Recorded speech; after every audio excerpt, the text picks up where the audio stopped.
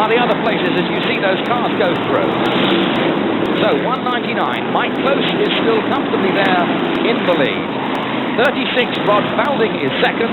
There he is. And third comes car number 218, Derek Fairhurst from Bolton. And then it's 212, Frankie Wainman from Silsden, the other guy who is joint top of the points at the moment with this man in the lead, 199.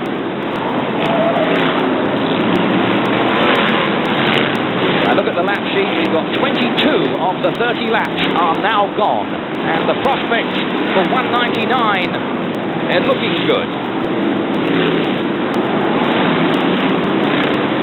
Mike Close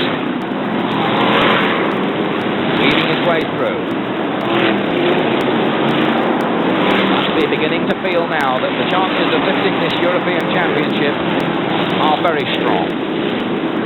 He's going well. The 5-lap marker board will be going out from the starting marshal on the rostrum this time. We've seen nothing really of Ben Wolfenden further back. Really hasn't been in it this time. And it's Mike Close who has set the pace.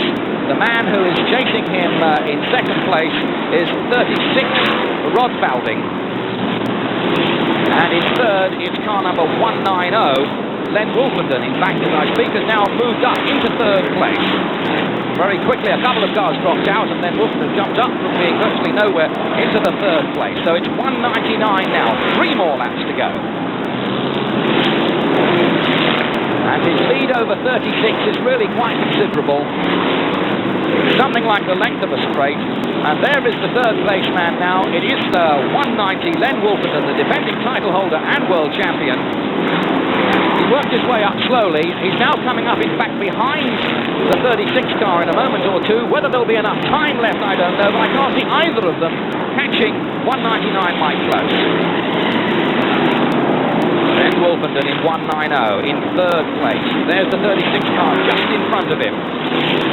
There's just one more lap to go now for the leader. Just one more to go. There's 190 forces his way through into second place there, I think.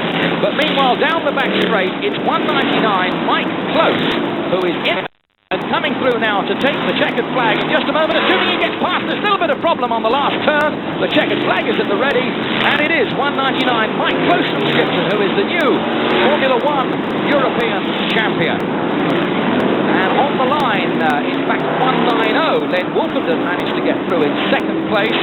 36 came home third, was Rod Falding. Then it was 212 Frankie Wainman, 218 Derek Fairhurst, and the rest of the field tailed away behind them. But for a long time, we saw very little of Len Wolfenden. He was a long way back. 1 or 2 cars then dropped out, and he was able to nip up into third place, and in the closing stages to get through and take second. But neither he nor 36 Rod Falding were good enough, in fact, to catch this man. He's done very well this season. He's joint top point scorer, and that's no mean feat. And he's really stamped his authority on the sport today and his superiority by taking this European Championship. A fine win then for 199 Mike Close from Skipton. And they've got a battle through all the rest, and those heavy bumpers on the front, of course, are going to be put to some good use, I suspect. Talking about heavy things on the car, look at those aerofoils. You may think it's a little hard to believe how they can have any real effect on the car other than to slow it down, but the drivers assure me that having a great big aerofoil like that helps to keep those back wheels on the ground and helps to keep the car straight when you put all that power on from those 7.5-litre engines. And there's a lot of boot there when that right foot goes down. Well, on the second of the warming-up laps now, very little distance to go. Starting marshal's got the green flag in his hand, ready to drop it as the pace car comes around that bend. And as the pace car comes off there, he'll pull onto the figure of 8 in the centre, and we shall be underway for this 1985 Brisca Formula One European Championship. 30 laps now to come as the 7.5-litre monsters roar into life. Some of the track marker barrels go. Number 2 tipping the fence there. That was Willie Harrison from Rotherham. The dust begins to fly a little early on. 1 or 2 make excursions onto the infield. One car that is out very early on. That indeed is Friedhelm Welters. from Holland, and his race is now over. That was certainly a very short excursion. Another casualty early on is 136 Dave Taylor. He is out, and number 2 Willie Harrison is also out, and I think all those 3 cars are out because of punctures. That mass of steel hurtling around that bend. Frankie Wainman in the centre of the picture there, 212, who we spoke about earlier on, using that heavy bumper to good effect. And Stuart Smith is out on the centre green, the number 1 car. Reigning world champion, he's gone. Now here we've got real problems for this guy. Those marker barrels have that nasty habit of doing that. Sometimes they make you stop like that, but other times they can flip you right over on your roof. Let's pick up some places now as they begin to settle down. It's car number 85 who is the leader at this early stage of this one. Behind him we go to 219 and then 763 as you see those go through. 328 I don't think is going to go a lot further. Once those bumpers get jammed up, it's very, very difficult indeed to release them. That's 395 Mike Shirley and 328 Keith Riley. Little bit of a slip and a slither there, puts that one out.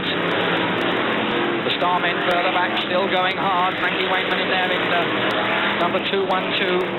85 is still going well out the front.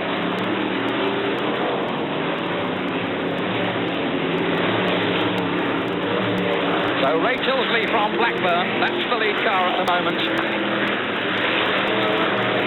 Came up to the Formula 1s from the smaller Formula, the Formula 2 stock cars. He's adjusted pretty well to Formula 1. Had a final recently up at Aycliffe, and he doesn't mind the tarmac surface because some of the Formula 1 circuits are shale and some are tarmac, and most drivers have a very definite preference, but Ray seems able to adapt. That was 85 Ray Tilsley, slipped into 2nd place now as the 203 car indeed moves up to take it over. Danny Clark, local driver from Kettering. Stu Smith, after his excursion to the centre green, is now back and running, but I suspect now he's quite a long way behind. As I look at the lap sheets, he's not really in about the first 20. That doesn't stop him getting well and truly stuck in there, using that front bumper. The 100 car just goes flashing through. That's Harry Smith, who featured in a thrilling last lap finish in this event last year with the ultimate winner, 495 John Kaiser, who's not defending his title.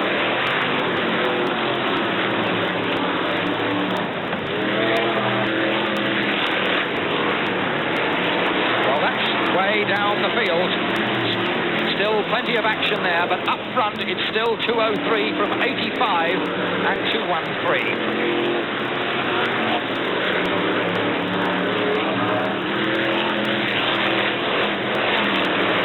85 in 2nd place now, but still well and truly in the reckoning. He's lost that lead initially, but he's not out of this race by any means yet.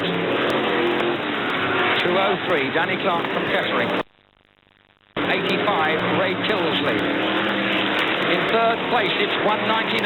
Mike Close has now moved up very quickly indeed. Number 15, you see there is Reen Dructions, the European long track champion, but he's well and truly out of it. And the man who really now has got to be a very strong contender, having gone up into the 3rd place with only 14 of the 30 laps gone, is 199.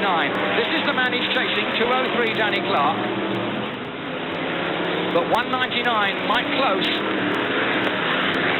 He won this race 2 consecutive years, in 82 and 83, lost it to Alan Kaiser last year, and I know he would dearly like to win it a 3rd time. He wanted to do it 3 times on the trot, but now this must be a very good chance for him because he's right behind the 2nd car, the 85 car of Ray Tilsley.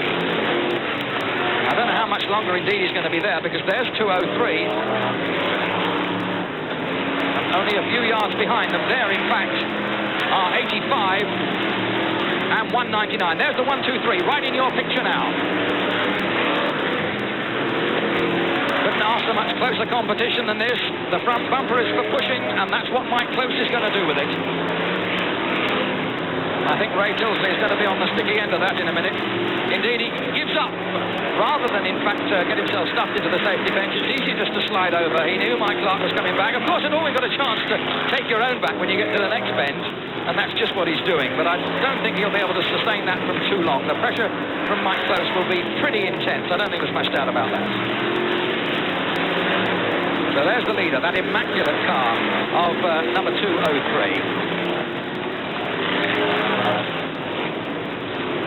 There's Danny Clark still sitting there fairly comfortably. How much longer before he begins to feel the weight and the pressure from 199 and from 85? Stuart Smith in the number 1 car is not indeed in 4th place behind those two. He is a good lap behind. So Stuart Smith fans, don't get too excited. It's 203 Danny Clark, 199 Mike Close.